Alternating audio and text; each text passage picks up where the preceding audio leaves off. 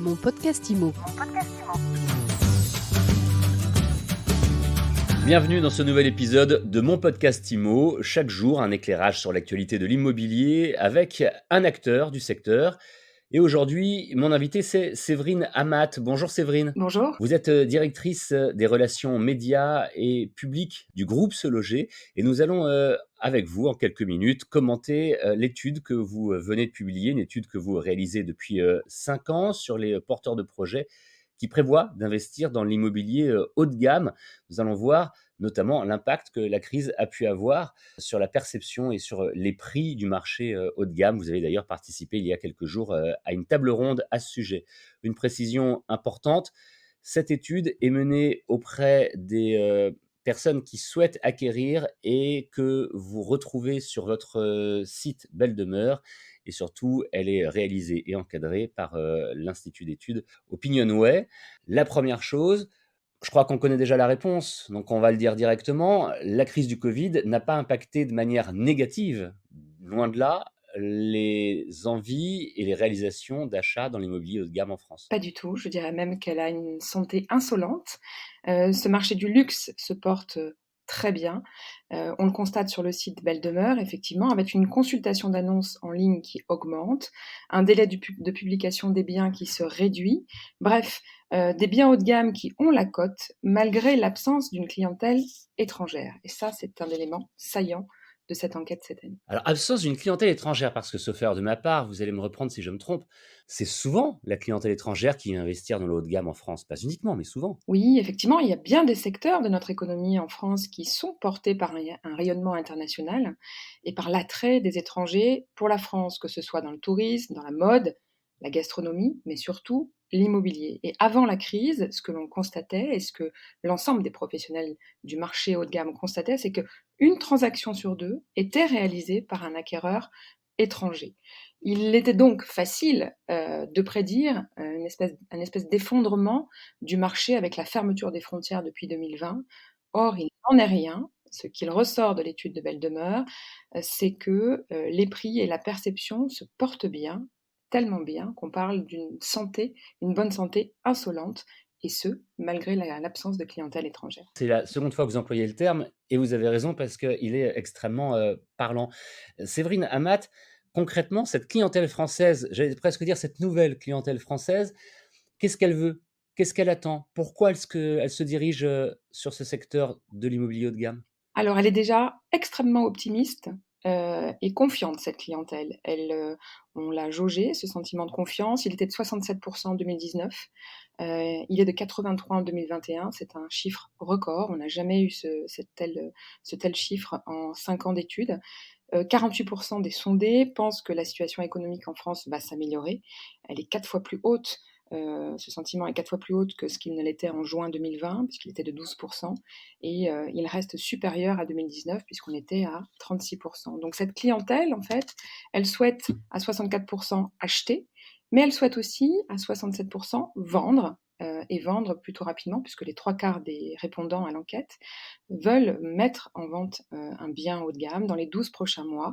Alors près de 80% d'entre eux sont extrêmement confiants parce qu'ils croient fortement en l'aboutissement de ce projet de vente. Et globalement, que ce soit les acheteurs et les vendeurs, ils sont 73% à penser que de toutes les manières, cette crise de la Covid va créer de vraies opportunités sur le marché de l'immobilier de prestige en France. En 2 mots, les vendeurs veulent vendre pour acheter autre chose, pour faire du cash, pour investir ailleurs? Cette population, ce profil d'acquéreur haut de gamme est un profil qui est multipropriétaire parce que l'on voit et l'on sonde dans l'étude qu'ils sont en majorité propriétaires de 2 à 8 biens en moyenne. Ce sont des personnes qui font tourner énormément leur patrimoine. Ils achètent au coup de cœur, ils achètent à la saisonnalité, ce sont des nomades, puisqu'ils ont plusieurs points de chute. Un point dans les stations de ski pour l'hiver, un point sur le littoral pour l'été et un point dans le centre urbain pour tout ce qui est événements culturels de renom, que ce soit dans la mode, mais aussi dans l'art. Donc oui, ce sont des multipropriétaires, mais qui ont quand même donc ils font tourner, ils revendent si nécessaire, pour racheter derrière, investir. Ils sont de plus en plus aussi regardants sur le type de bien. Ils n'hésitent plus à acheter quelques biens avec travaux pour amplifier, bonifier les biens et puis sont vigilants aussi sur les espaces perdus. Ça, c'est ce qu'on sonde au travers de l'étude. Ils ne vont pas acheter des biens où des espaces sont inutiles, mais vont vraiment avoir un œil d'investisseur avec aussi en arrière-trame et en arrière-fond l'impact du coup de cœur qui prendra le dessus s'il le faut. J'allais vous le demander justement, qu'est-ce qu'ils demandent? Qu'est-ce qu'ils attendent de plus que la clientèle, de ces, dernières années, de ces dernières décennies? Est-ce qu'il faut que ça soit plus connecté? Est-ce qu'il faut qu'il y ait plus d'espace extérieur? Est-ce qu'il faut qu'il y ait plus d'accessibilité? Je sais pas. Qu'est-ce qui change? Qu'est-ce qui a changé? Je dirais qu'avec le segment classique, le point commun entre ces 2 cibles, c'est l'envie d'extérieur, le besoin d'air, le besoin d'espace. Alors ça l'a toujours été sur, la typologie haut de gamme, parce que ce sont des porteurs de projets qui investissent dans des biens de grande superficie. On voit aussi, alors, chose, atypique, que les biens hyper luxe, alors qu'est-ce qu'un bien hyper luxe? C'est un bien qui est estimé à plus de 10 millions d'euros ont, ont une appétence extrême, c'est-à-dire que les porteurs de projets se penchent davantage sur ce type de bien. On voit aussi que ce type de bien afflue sur le site Belle Demeure, puisqu'on constate plus 160% de dépôts d'annonces en plus sur le marché parisien.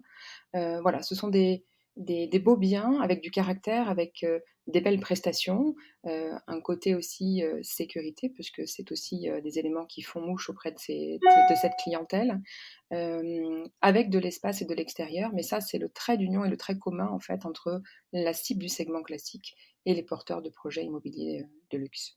Pour terminer peut-être, Séverine Amat, je rappelle que vous êtes directrice de relations médias et publics du groupe Se Loger. Vous êtes avec nous aujourd'hui sur mon podcast Imo pour, commenter cette, étude que vous réalisez, chaque année, avec le site, Belle Demeure sur les envies, les prévisions d'investissement dans l'immobilier haut de gamme des porteurs de projets. Quels sont vos conseils pour les professionnels? Est-ce qu'il faut se former? Est-ce qu'il faut ouvrir plus de corners destinés à cette clientèle destinée au luxe dans les agences, par exemple? Alors le métier du luxe est un métier à part entière, tout comme le métier d'agent immobilier et bien évidemment que la formation est essentielle. On ne s'improvise pas expert du marché et notamment, dans le luxe parce que la typologie du luxe, a cette, différence que de vendre des biens atypiques de par leurs matériaux. On parle de châteaux, on parle de manoirs aussi, hein, sur le segment du luxe. Donc faut-il être connaisseur, de l'univers? Donc, oui, il faut se former.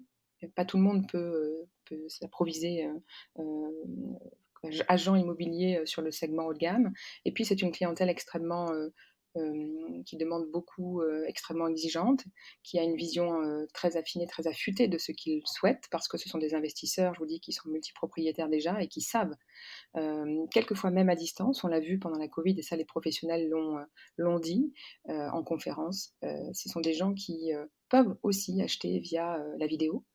Et puis qui savent aussi que l'ouverture des frontières va arriver et que l'affluence de la clientèle étrangère va revenir et donc que ce soit des expats ou des étrangers aujourd'hui qui sont prêts à acheter plus que tout en France parce que l'art de vivre à la française est aujourd'hui une valeur sûre, eh bien peuvent se laisser tenter ces derniers jours, ces prochains jours, par une acquisition à distance parce que ils savent que le marché se tend un petit peu, que l'offre va devenir rare et qu'aujourd'hui, il vaut mieux acheter que d'attendre que les mouvements et les frontières s'ouvrent à nouveau et que la clientèle étrangère ne revienne sur le marché. Pour préciser un petit peu, hein, ma question et votre réponse, c'est on sait qu'il existe, d'excellents professionnels et des agences dédiées à ce secteur. Est-ce que selon vous, dans les mois, les années qui viennent, ils vont être suffisants par rapport à la demande?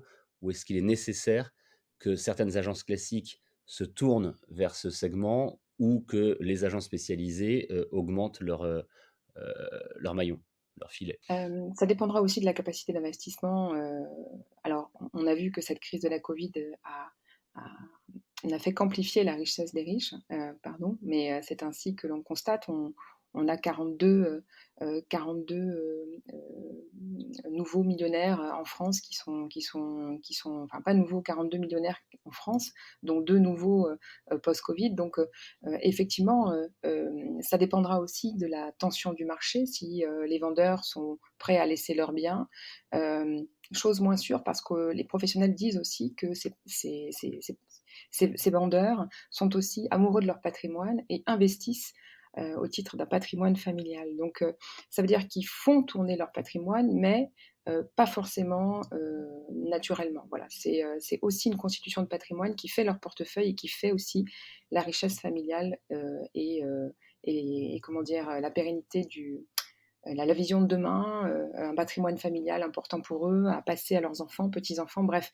L'immobilier est une valeur plus que refuge puisqu'ils déclarent à plus de 30 que depuis cette crise, la valeur de l'immobilier en termes de valeur refuge s'est amplifiée. Donc, heu, pas certaine que, le nombre de biens s'amplifie, mais seul l'avenir pourra le dire. Et si c'était le cas, bien évidemment que ce vivier de biens haut de gamme, pourrait, demander, plus de professionnels sur le marché pour accompagner ces acquéreurs qui, rappelons-le, passeront avant tout par un professionnel de l'immobilier pour, les accompagner dans la transaction de leur action. En tout cas, c'est un éclairage extrêmement intéressant que vous nous apportez, aujourd'hui pour mon podcast IMO, Séverine Amat. On peut retrouver l'intégralité de votre étude sur le site Belle Demeure, j'imagine? Et le site de Se Loger aussi, l'édito. Et sur le site de, Se Loger. Séverine Amat, directrice des relations médias et publics du groupe Se Loger. Merci d'avoir répondu à mon podcast IMO aujourd'hui. Merci à vous et belle journée. Et mon podcast IMO, c'est à retrouver tous les jours, 7 jours sur 7 sur toutes les plateformes de podcast. C'est gratuit. Vous le trouvez facilement. Vous pouvez vous abonner, le partager aussi et le commenter. À demain pour une nouvelle interview. Mon podcast IMO.